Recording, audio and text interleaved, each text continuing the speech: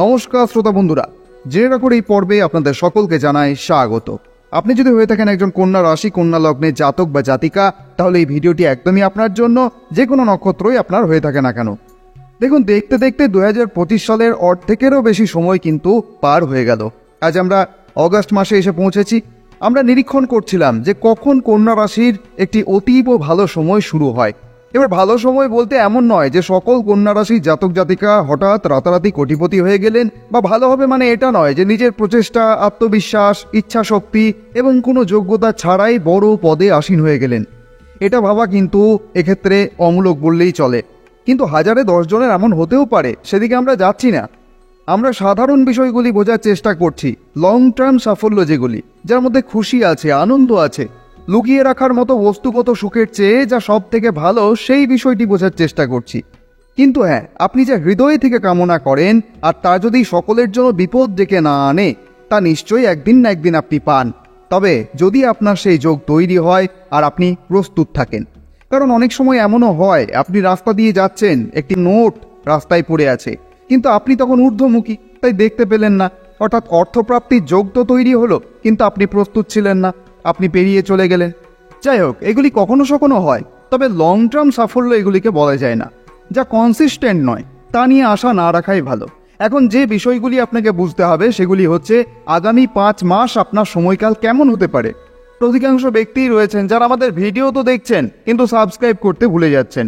অবশ্যই চ্যানেলটিকে সাবস্ক্রাইব করে রাখবেন। তার ফলে কি হবে, আমরা যখনই কোনো নতুন আপডেট আপনাদের জন্য দেবো, তখন সরাসরি সেটি আপনার ফোনে, ল্যাপটপে, স্মার্ট টিভিতে, যেখানেই আপনি দেখছেন, আপনার কাছে পৌঁছে যাবে।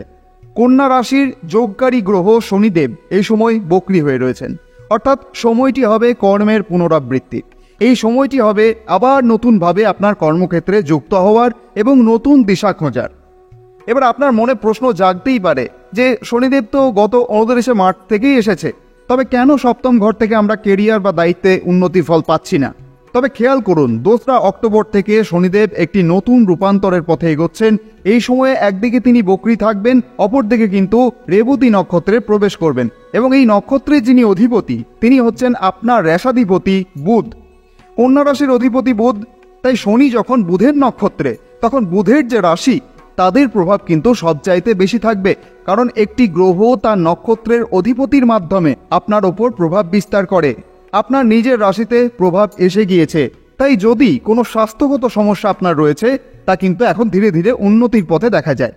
শনিদেবের আরও একটি প্রভাব পড়ছে আপনার 10ম ঘরের ওপর, যেটা হচ্ছে মিথুন রাশিতে, যার অধিপতিও কিন্তু বুধ। অর্থাৎ মিথুন এবং কন্যা, এই দুটি রাশির যিনি অধিপতি, তিনি হচ্ছেন বুধ।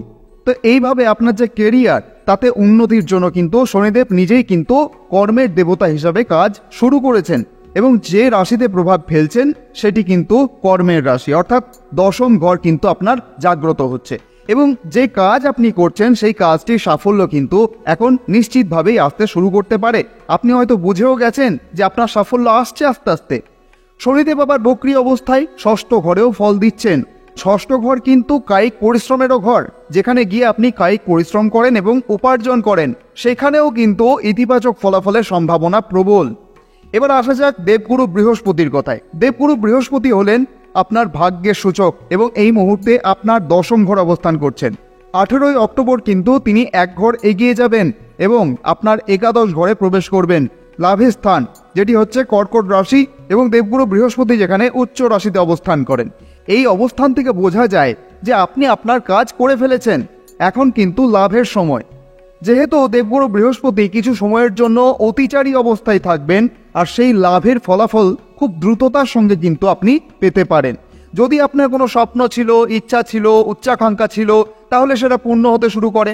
দেবগুরু বৃহস্পতির যে 5ম দৃষ্টি, সেটি পড়ছে আপনার শক্তির ঘরে, পরাক্রমের ঘরে, লাভের যে ঘর, সেখান থেকে দৃষ্টি, মানে আপনি নিজের উদ্যোগ, সাহস এবং উদ্দীপনা নিয়ে কিন্তু সেই ফলাফল নিজের করে নিতে পারবেন। রাহু বর্তমানে আপনার 6ষ্ঠ ঘরে অবস্থান করছে, এবং রাহু যখন 3য়, 6ষ্ঠ, 10ম এবং 11শ ঘরে থাকে, এখান থেকে রাহু কিন্তু ভালো ভালো ফল দেয়। এখন রাহু আপনার 6ষ্ঠ ঘরে থাকার ফলে কাজের যে বাধা, যে প্রতিদ্বন্দ্বিতা আপনি দীর্ঘদিন ধরে পাচ্ছিলেন, সেক্ষেত্রেও কিন্তু শুভ ফল আসতে দেখা যায়। যদিও রাহুর অবস্থান 18 মে থেকেই হচ্ছে, কিন্তু রাহু অবস্থান করছিল পূর্ব ভাদ্রপদ নক্ষত্রে, যা ছিল দেবগুরু বৃহস্পতির নক্ষত্র। রাহু এবং দেবগুরু বৃহস্পতির সমন্বয় কিন্তু খুব বেশি ভালো নয়, কিন্তু আগামী 23শে নভেম্বর থেকে রাহু উত্তর ভাদ্রপদ নক্ষত্রে প্রবেশ করছে। ফলে শনিদেবের যে দায়িত্ব, তার রাশি, তার স্থান, সবকিছুর ফল কিন্তু আপনি দৃঢ়ভাবে পেতে শুরু করবেন, এবং সেই স্থান হচ্ছে পঞ্চম। সন্তান সংক্রান্ত গুরুত্বপূর্ণ সিদ্ধান্ত, শেয়ার মার্কেট বা চাকরিতে বড় পরিবর্তন, এই সমস্ত কিছু কিন্তু সম্ভব হতে পারে। রাহু এমনিতেই পরিবর্তনের গ্রহ, ফলে যদি আপনি কোনো চাকরিতে রদবদলের ইচ্ছা করেন তাহলে কিন্তু এই সময়টি আদর্শ সময়। শনিদেব বর্তমানে আপনার সপ্তম ঘরে অবস্থান করছেন, তাই যারা ব্যবসায় জড়িত রয়েছেন তারা কিন্তু কঠোর পরিশ্রমের মাধ্যমে উল্লেখযোগ্য লাভ কিন্তু পেতে চলেছেন। রাহু কিন্তু যে কোনো ঘটনাকে 10 গুণ বাড়িয়ে তোলার ক্ষমতা রাখে এবং সেগুলি করে অনেক সময়। আর যখন সে শনির নক্ষত্রে এবং ষষ্ঠ ঘরে থাকছে, তখন কিন্তু আপনার কেরিয়ারে 10 গুণ বৃদ্ধির সম্ভাবনাও থাকবে।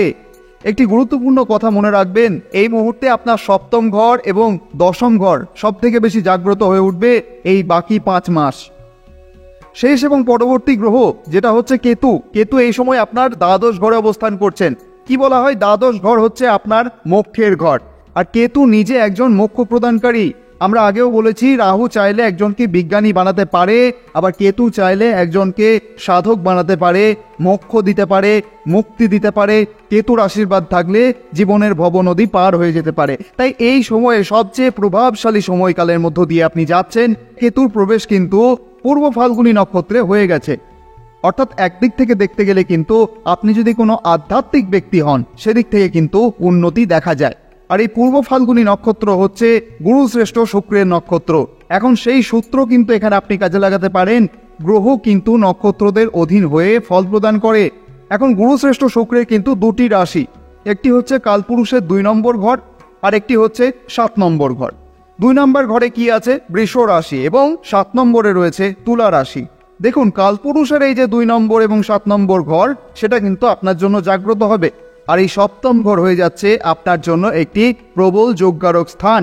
সপ্তম ঘর কি, বিবাহের ঘর, অংশীদারিত্বের ঘর, ব্যবসার ঘর, এই সমস্ত ঘর হিসেবে জানা যায়।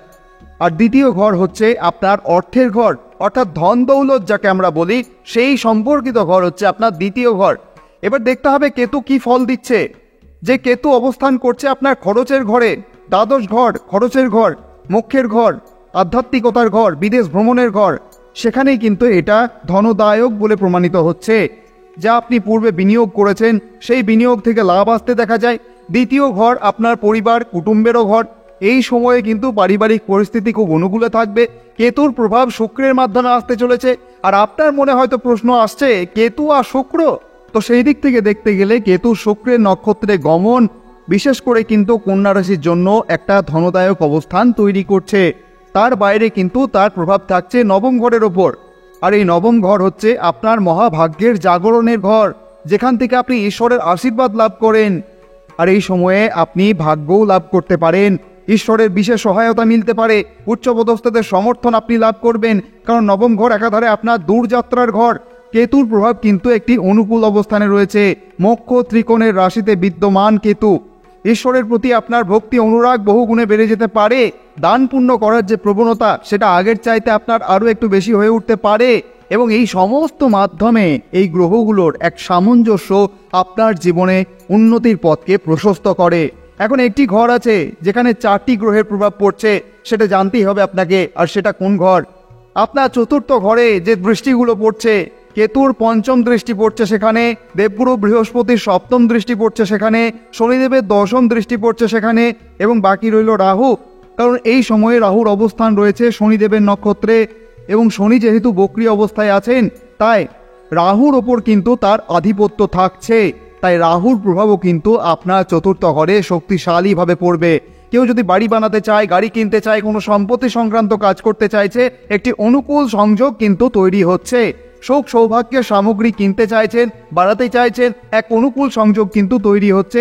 চতুর্থ ঘর আপনার সুখের ঘর। আর যেখানে যেখানে সুখে ঘাটতি আসছিল, 4টি গ্রহের প্রভাব কিন্তু এসে গেছে। অর্থাৎ যে কারণে আপনার সুখে ঘাটতি ঘটছিল, সেই কারণটি কিন্তু ধ্বংস হওয়ার পথে।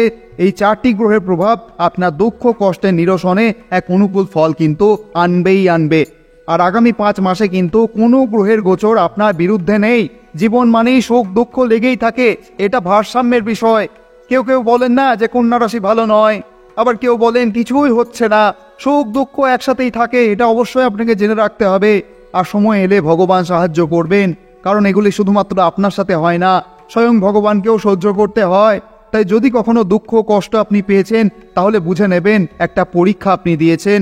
মানুষকে বারবার পরীক্ষা দিতে হয়, আর যিনি শেষ পর্যন্ত টিকে থাকেন, তিনি দাঁড়িয়ে থাকেন, তিনি একদিন উত্তীর্ণ হন। আর এই ফলাফল আগামী 5 মাসে আপনি দৃঢ়ভাবে পেতে চলেছেন। যতদিন শনিদেব বক্রী অবস্থায় থাকবেন, শুধু 3টি ঘরে নয়, তিনি কিন্তু এক ঘর পেছনের ফলাফলও দেবেন। ভালো করে বুঝে নিন। আপনার যে ষষ্ঠ ঘর, যেখানে আগে শনিদেব 2.5 বছর অবস্থান করেছিলেন, খেয়াল করে দেখুন আপনার পরিশ্রমের ফল আপনি অবশ্যই পেয়ে গেছেন। ষষ্ঠ ঘরে শনিদেবের গোচর শুভ বলে ধরা হয়। এখন যখন তিনি সপ্তম ঘরে অবস্থান করছেন বক্রী অবস্থায়, এক ঘর পেছনের ফলাফলও দিচ্ছেন, তখন তার মানে কিন্তু আপনি পূর্বে যে চাকরি ছেড়ে দিয়েছিলেন সেখানে আবার যুক্ত হওয়ার সুযোগ তৈরি হতে পারে। যেখানে পূর্বে আপনি কাজ করছিলেন কিন্তু পূর্ণতা আসেনি, অথবা বর্তমান চাকরিতে আপনি পরিবর্তন চাইছিলেন, সেক্ষেত্রেও ষষ্ঠ ঘরটি কিন্তু শক্তিশালী হবে। ষষ্ঠ ঘর রোগ ঋণ শত্রুর ঘর, অর্থাৎ এখান থেকে বোঝা যাচ্ছে এই সময়ে সেই সমাধানের কাজ শুরু হবে। যদি কোনো রকম শত্রুতার সম্মুখীন আপনি হয়েছেন, শত্রুরা আপনাকে সমস্যায় ফেলেছে, বিরোধিতার সম্মুখীন হয়েছেন দীর্ঘদিন ধরে, গোপনে ক্ষতি করেছে, তাহলে এখন তার প্রতিকার কিন্তু সম্ভব। ষষ্ঠ ঘর হচ্ছে রোগের ঘর। যদি দীর্ঘ কোনো শারীরিক অসুস্থতা থাকে, তাহলে এখন থেকে কিন্তু উপকার আপনি পেতে পারেন। তবু আমরা সবসময় বলি স্বাস্থ্যই সম্পদ, ছোটোখাটো বিষয়েও কিন্তু চিকিৎসকের পরামর্শ নেওয়া উচিত। শনিদেবের দৃষ্টি রয়েছে আপনার রাশিতে, তাই এইটুকু পরামর্শ দিতে পারি, একটু যোগ ব্যায়াম বা প্রাণায়ামে যুক্ত থাকেন, তাহলে কিন্তু শনিদেব শুধু ভালো ফলই দেবেন না, সমস্ত দিক থেকে কিন্তু সাফল্য আসতে পারে। বড় সাফল্য যদি আপনি চান, স্বাভাবিক সাফল্য তো আপনি এমনিই পেয়ে যাবেন। শনিদেব সপ্তম ঘরে আছেন, কিন্তু বিশালতা চাইলে, চূড়ায় পৌঁছাতে চাইলে, তাহলে মন, কথা এবং কর্ম, এই 3টিতেই কিন্তু আপনাকে কাজ করতে হবে। আমরা আপনাকে এত পরিশ্রম করতে বলি না যার ফলে আপনি শারীরিক ক্ষতির সম্মুখীন হন। অবশ্যই আপনার শরীরটাও গুরুত্বপূর্ণ। আপনি আপনার কর্ম তো করছেন, হাত পা দিয়ে করছেন, সেটা তো সবাই করেন, কিন্তু আগামী 5 মাস আপনার মনকেও প্রস্তুত রাখতে হবে। মনের মধ্যে সন্দেহ রেখে নয়। অনেকেই সন্দেহ করেন, মুখে বলেন আমার কাজ হবে কিনা জানি না, আমার মনে হয় না কাজটা আমার হবে। এই কথাই কিন্তু শনিদেব শুনছেন। এই ব্রহ্মাণ্ড সেই শক্তিকেই বোঝে, জানে। যখন আপনার ভেতরে সন্দেহ, নেতিবাচকতা থাকে, তখন কিভাবে সেই কাজের ইতিবাচক ফলাফল আপনি পাবেন? তাই আপনার ভেতরের এই নেতিবাচকতাকে দূর করুন। শনিদেব যখন বক্রী অবস্থায় এসেছেন, বক্রী অবস্থান যেহেতু 4 মাস 15 দিনের, তাই অবশ্যই এই আগামী 5 মাস সব দিয়ে নিজেকে সম্পূর্ণভাবে যুক্ত করুন সেই কাজের সাথে যা আপনি পেতে চান।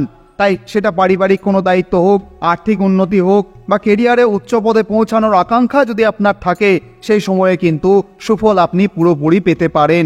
শনিদেব প্রমাণ চান, তথ্য চান, সেই ভিত্তিতেই কিন্তু সিদ্ধান্ত দেন। তাই শনিদেব কোনো নিষ্ঠুর গ্রহ নয়, বরং এমন একটি গ্রহ যিনি আপনাকে কেবলমাত্র আপনার কর্ম অনুযায়ী ফল দেন। আপনি যদি সৎকর্ম করেন, অন্যের সাহায্য করেন, আপনি যদি সততার সঙ্গে ঈশ্বরের আরাধনা করেন, তাহলে নিশ্চিত থাকুন আগামী 5 মাসের যে সময়কাল, সেটা আপনার জন্য সেরা হতে চলেছে। যখন শনিদেব বক্রী অবস্থায় রয়েছেন, তখন কিন্তু শ্রাবণ মাস চলছে। অবশ্যই শ্রাবণ মাসে মহাদেব শঙ্কর ভগবানের উপাসনা করুন, শিবলিঙ্গে দুর্বা সহিত জল অর্পণ করুন, সঙ্গে কিছু কালো তিল মিশিয়ে দিন এবং দেবাদিদেব মহাদেবের কৃপা প্রার্থনা করুন।